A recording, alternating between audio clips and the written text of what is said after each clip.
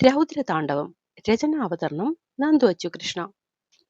വൈകണ്ഠം group അവരുടെ prestige എന്ന് പറഞ്ഞ് നടത്തിക്കൊണ്ടിരുന്ന 5 മേജർ പ്രോജക്റ്റിൽ നിന്നും ഒരുപോലെ ഷെയർ ഹോൾഡേഴ്സ് പിന്മാറിയിരിക്കുന്നു. എല്ലാം ഏകദേശം പകുതിയിലധികം പൂർത്തിയായി കഴിഞ്ഞതാണ്. അയാൾക്ക് കാലിനടിയിൽ നിന്നും മണ്ണ് ഒലിച്ചു പോകുന്ന പോലെയാണ് തോന്നിയത്. ഏതെങ്കിലും ഒരു പ്രോജക്റ്റിൽ നിന്ന് തന്നെ ഷെയർ ഹോൾഡേഴ്സ് മാറിയാലോ അല്ലെങ്കിൽ ആ പ്രോജക്റ്റ് നിർത്തിയാലോ പോലും അത് കമ്പനിയെ സാരമായി ബാധിക്കും. കാരണം ഈ പറയുന്ന 5 പ്രോജക്റ്റും കോടികളുടെ കളിയാണ്. എന്നിട്ടും ഒരേ സമയം ഈ 5 പ്രോജക്റ്റും എടുക്കാൻ തന്റെ ധൈര്യം എന്നുള്ളത് വംശി പിന്നിലുണ്ട് എന്നുള്ളത് മാത്രമായിരുന്നു. കാര്യം വൈകുണ്ഠം ഗ്രൂപ്പിന്റെ സിഇഒ താനാണെങ്കിലും MD ആയി ഇരിക്കുന്ന അവനാണ് പലതും നോക്കി നടത്തുന്നത്. അവൻ തന്നെയാണ് ഈ 5 ഡീലും ക്രാക്ക് ചെയ്ത് കമ്പനിക്കായിട്ട് കൊണ്ടുവന്നതും. ഒരുമിച്ച് ഈ 5 പ്രോജക്റ്റും പൂർത്തിയായി കഴിഞ്ഞിരുന്നെങ്കിൽ ഇന്ന് ഇന്ത്യയിൽ മാത്രം അറിയുന്ന തന്റെ കമ്പനി ഒറ്റ നിമിഷം കൊണ്ട് മൾട്ടിനാഷണൽ കമ്പനിയുടെ പൊസിഷനിൽ എത്തിയേനെ. അതുകൊണ്ടാണ് ഇത്തിരി കഷ്ടപ്പെട്ടിട്ടാണെങ്കിലും വംശിയെ തന്നെ എല്ലാം ഏൽപ്പിച്ചത്. കാര്യം അവന്റെ വ്യക്തി ജീവിതത്തിൽ അച്ഛനും അമ്മയും ഇല്ലെങ്കിലും പ്രൊഫഷണൽ കാര്യത്തിലും മറ്റുള്ളവരുടെ മുന്നിലും ഇപ്പോഴും വൈകുണ്ഠം അസോസിയേറ്റ്സ് അവൻ സഹകരിച്ചു നിൽക്കുന്നതുകൊണ്ട് എല്ലാവരുടെയും മുന്നിൽ വെച്ച് ഏൽപ്പിച്ച ദൗത്യത്തിൽ നിന്ന് അവൻ പിന്മാറിയതുമില്ല. ആ ഒരു ധൈര്യത്തിലാണ് മാർക്കറ്റിൽ നിന്നുകൂടി കാശെടുത്ത് ഈ പ്രോജക്റ്റുകളുടെ പിന്നാലെ പോയത്. കാരണം തന്റെ മകൻ എന്തിൽ തൊട്ടാലും അത് പൊന്നാകും എന്നുള്ള തന്റെ ഓവർ കോൺഫിഡൻസ് എന്തിനാണിപ്പോ ഉച്ചിയിൽ തന്നെയാണ് അടിച്ചിരിക്കുന്നത്. വംശി അവൻ അവൻ അറിഞ്ഞു കാണില്ല ഇത്. അയാളുടെ ചിന്തകൾ പെട്ടെന്ന് അവിടേക്ക് പോയി. പക്ഷെ മാർക്കറ്റിൽ ഒരു ഇല അനങ്ങിയാൽ പോലും അറിയുന്നവൻ ഇത്രയും വലിയ കാര്യം അറിഞ്ഞില്ലെന്ന് വെച്ചാൽ അയാളുടെ മനസ്സിൽ എന്തൊക്കെയോ ഒരുപാട് സംശയങ്ങൾ വന്നുകൂടി. ചിന്തയിൽ ഭ്രാന്ത് പിടിക്കുന്നു തോന്നിയതും അയാൾ രാജനെ തന്നെ ആദ്യം വിളിച്ചു. കണ്ടോ, ഒറ്റ റിങ്ങിൽ ഫോൺ എടുത്ത് അയാൾ കരയുകയായിരുന്നു എന്ന് പരമേശ്വരന് തോന്നി. വംശിയെ കിട്ടിയോ? വല്ലാത്ത മൂർച്ചയുണ്ടായിരുന്നു അയാളുടെ ആ ചോദ്യത്തിൽ. ഈ വാർത്ത സ്പ്രെഡ് ചെയ്തപ്പോൾ മുതൽ ഞാൻ വംശിയെ വിളിക്കാൻ നോക്കുകയാണ്. അവനെ കിട്ടുന്നില്ല. ഒപ്പമുള്ള 2 വാലാട്ടിപ്പട്ടികളില്ലേ, അവരെ വിളിച്ചു നോക്കിക്കൂടായിരുന്നോ തനിക്ക്? അയാൾ അലറുകയായിരുന്നു. എല്ലാവരെയും ഞാൻ വിളിച്ചു. എല്ലാ മക്കളും ഫോൺ ഓഫാണ്. ഇനി താൻ വിളിച്ചു നോക്ക്. തന്റെ മകനല്ലേ, കണ്ടാൽ എടുത്താലോ. അരിശം തുള്ളിയ രാജന്റെ വാക്കുകൾ കേട്ടതും പരമേശ്വരന് എന്തൊക്കെയോ അപകടം മണത്തു.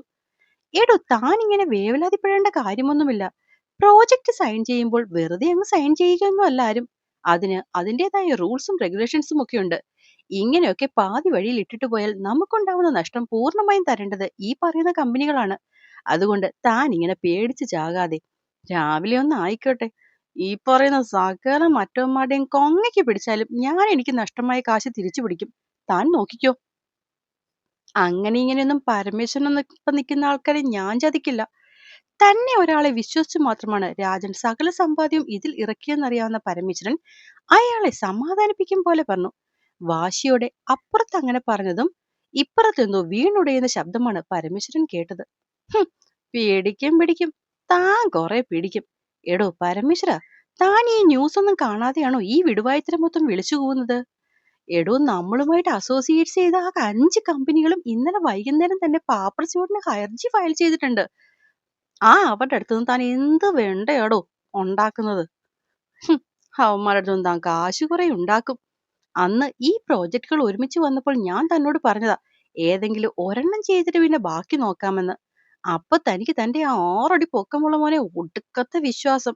അവനെ അങ്ങ് ഇന്റർനാഷണൽ എന്ന് പറഞ്ഞ് താൻ കൊണ്ടുപോയി തല വെച്ചു. എന്നിട്ടിപ്പോ എന്തായി? എല്ലാരും ഇപ്പൊ ഒരുമിച്ചുണ്ടാക്കി റിസർവ് ബാങ്കിൽ എന്റെ വീടിന്റെ മുന്നിൽ കൊണ്ടുവന്നിടുമെന്ന് പറഞ്ഞ താൻ എവിടാടോ? അതുപോലെ തന്റെ മോൻ എന്തിയേടോ?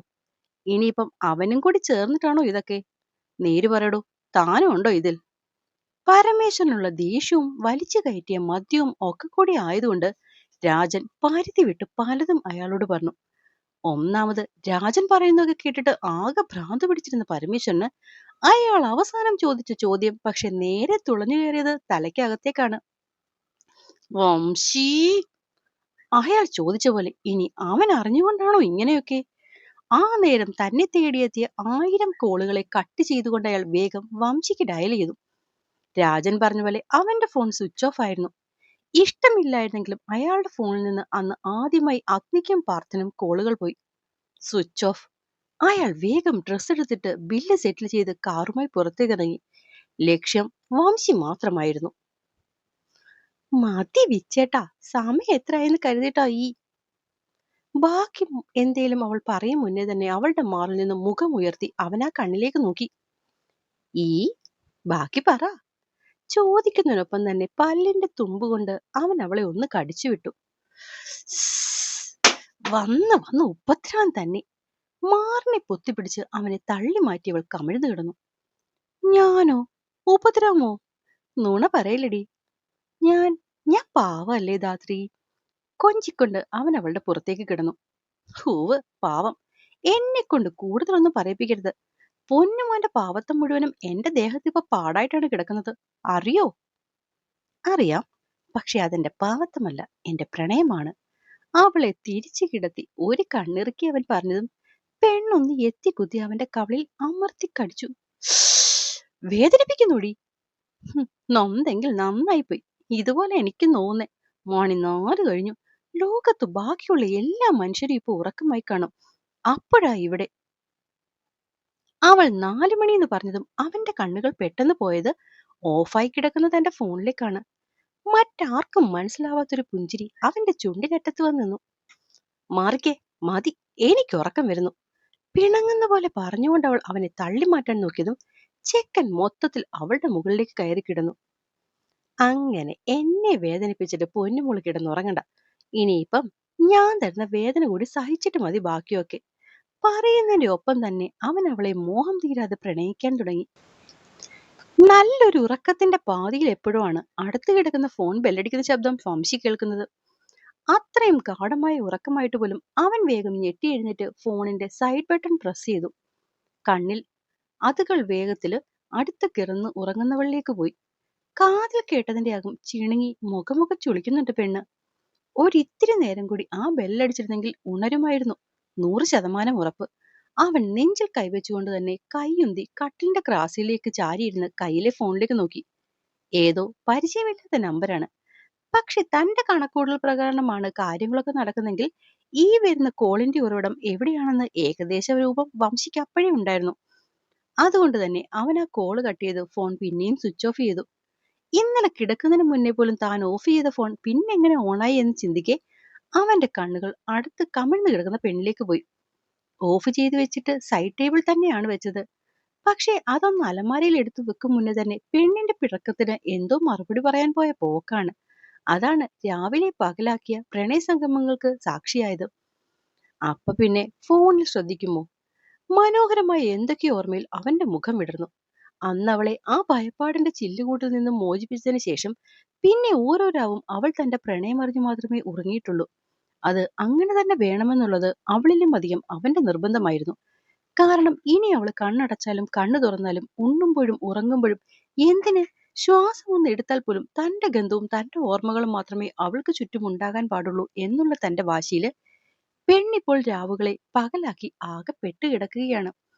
ഈ അടുത്തായി രാത്രി ഉറങ്ങാൻ പറ്റുന്നില്ലെന്ന് പറഞ്ഞ് വാശിയും കാണിക്കുന്നുണ്ടായിരുന്നു. പക്ഷെ അവളുടെ ഒരു വാശിയും തന്റെ വാശിക്ക് മുകളിലല്ല. അതിനവൾ പറയുന്നൊരു വാചകമുണ്ട്: പ്രേമിക്കുക എന്ന് പറഞ്ഞ് വെറുതെ വാശിയാ വിച്ചേട്ടനെന്ന്. പ്രണയമോ വാശിയോ താനെന്ന ഭാവമോ അല്ലെങ്കിൽ അവൾ തന്നെ മാത്രമേ കാണാൻ പാടുള്ളൂ, അറിയാൻ പാടുള്ളൂ, സ്നേഹിക്കാൻ പാടുള്ളൂ എന്നൊക്കെയുള്ള ആവശ്യമില്ലാത്ത കോംപ്ലക്സോ ഒന്നും അറിയില്ല. ഒരു നിമിഷം പോലും അവൾ തന്നിൽ നിന്ന് അകന്നു നിൽക്കാൻ പാടില്ല എന്നുള്ളത് ഇപ്പോൾ തന്റെ നിർബന്ധമാണ്. വംശി പെണ്ണിനെ ഒന്ന് നോക്കി. തിരിഞ്ഞപ്പോഴെങ്ങാണ്ട് അരയ്ക്ക് താഴേക്ക് താഴ്ന്നുപോയ കംഫർട്ടിനെ താഴ്ത്തി അല്പം കൂടി ഉയർത്തി ഒന്നുകൂടെ പൊതിഞ്ഞുകൊണ്ട് അവൻ ആ കവളിലേക്ക് അമർത്തി ഒന്ന് ചുംബിച്ചു. ആ ഉറക്കത്തിലും അവളുടെ ചുണ്ടിൽ വിരിഞ്ഞ പുഞ്ചിരി അവന് വേണ്ടി മാത്രമായിരുന്നു. അവൾ നല്ലോണം ഉറങ്ങിമെന്ന് തോന്നിയതും വംശി കട്ടിൽ നിന്നും ഇറങ്ങി ബാത്റൂമിലേക്ക് പോയി. തിരികെ വന്ന് ഷോർട്സും എടുത്തിട്ട് അവളെ ഒരിക്കൽ കൂടി നോക്കിക്കൊണ്ടവൻ റൂം ലോക്ക് ചെയ്ത് ഹാളിലേക്ക് ചെന്നു.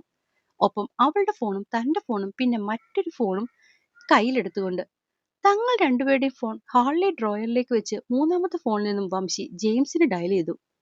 സർ, ഒരു ബെല്ല് പൂർത്തിയാകും മുന്നേ തന്നെ അപ്പുറത്ത് കോള് അറ്റൻഡ് ആയിരുന്നു. പറഞ്ഞോളൂ ജെയിംസ്, എന്തൊക്കെയുണ്ട് പൊതുവിശേഷം? വളരെ കൂളായി ചുണ്ടിലൊരു പുഞ്ചിരി ഒളിപ്പിച്ചിട്ടുണ്ടോ എന്ന് പോലും സംശയിക്കുന്ന വിധത്തിലുള്ള അവന്റെ സംസാരം കേട്ടതും അത്രയും വർഷത്തെ പരിചയമുണ്ടായിട്ടും ജെയിംസ് ഒന്നമ്പരന്നു.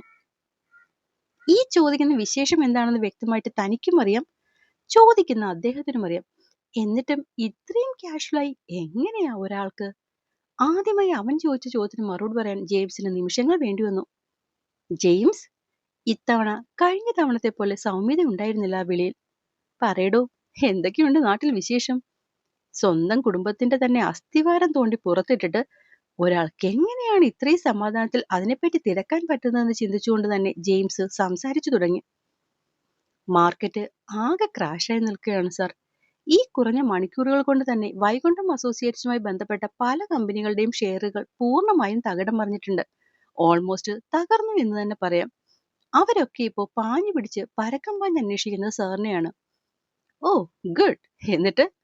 മുന്നിലെ കോഫി മെഷീനിൽ നിന്നും എക്സ്പ്രസോ മഗ്ഗിലേക്ക് ആക്കിക്കൊണ്ട് അവൻ ചുണ്ടോട് ചേർത്ത് പുറത്തിറങ്ങി. സാറിന്റെ അച്ഛൻ ജെയിംസ്. അതുവരെ സംസാരിച്ചിരുന്നവന്റെ ശബ്ദം മാറിയത് നിമിഷം കൊണ്ടാണ്. സോറി സാർ, വൈകുണ്ഠം അസോസിയേഷന്റെ സിഇഒ മിസ്റ്റർ പരമേശ്വരൻ ഇപ്പോൾ തന്നെ പലവട്ടം സാറിന്റെ ഫ്ളാറ്റിൽ പോയി വന്നിട്ടുണ്ട്. അവന്റെ ശബ്ദം മാറിയ പകപ്പിൽ അയാൾ പെട്ടെന്ന് പറഞ്ഞൊപ്പിച്ചു. സെക്യൂരിറ്റി കയറ്റി വിടുന്നില്ലെന്ന് പറഞ്ഞ് താഴെ തന്നെ നിർത്തിയതിന് കുറെയൊക്കെ ഒച്ചയും ബഹളവും ഉണ്ടാക്കിയിട്ട് അദ്ദേഹം പിന്നെയും 2 തവണ കൂടെ പോയി വന്നു എന്ന് തോന്നുന്നു. വരട്ടെ. വൈകുണ്ഠം സിഇഒയുടെ കാറിൽ പെട്രോളിന് ക്ഷാമം കാണുന്നില്ലല്ലോ ജെയിംസ്. അത് കേൾക്കെ അറിയാതെയാണെങ്കിലും ജെയിംസ് ഒന്ന് ചിരിച്ചുപോയി. പാർത്ഥൻ, അഗ്നി, ഉത്തര, ഞാനുണ്ടാകും ഒപ്പം. എന്നാലും അവരുടെ സംരക്ഷണയിൽ ഒരിക്കലും ഒരു വീഴ്ചയും വരരുത് ജെയിംസ്. ഉറപ്പായും സർ. അല്ല സർ, ഈ വിവരങ്ങളൊക്കെ അവർ അറിഞ്ഞോ? പെട്ടെന്നുള്ള സംശയത്തിൽ ജെയിംസ് കയറി ചോദിച്ചു. അവന്റെ കണ്ണുകൾ മുന്നിലെ 2 മുറിയിലേക്ക് പോയി. ഒപ്പം ടേബിളിന് മുകളിലിരിക്കുന്ന ഓഫായ 3 ഫോണിലേക്കും. ഇല്ല ജെയിംസ്, ഇതുവരെ ഒന്നും പറഞ്ഞിട്ടില്ല. സ്വസ്ഥമായി ഉറങ്ങി എഴുന്നേൽക്കട്ടെ, പതിയെ അറിഞ്ഞോളും. സമാധാനത്തിൽ പറഞ്ഞുകൊണ്ട് അവസാന സിപ്പും എടുത്തവൻ കണ്ണൊന്ന് അമർത്തി അടച്ചു. അപ്പോൾ എന്നെ കേൾക്കുകയും വായിക്കുകയും ചെയ്യുന്ന എൻ്റെ കൂട്ടുകാർക്ക് കഥ ഇഷ്ടമാവുന്നുണ്ടെങ്കിൽ സബ്സ്ക്രൈബ് ചെയ്തുകൂടി ഒന്ന് സപ്പോർട്ട് ചെയ്യണേ. നന്ദി.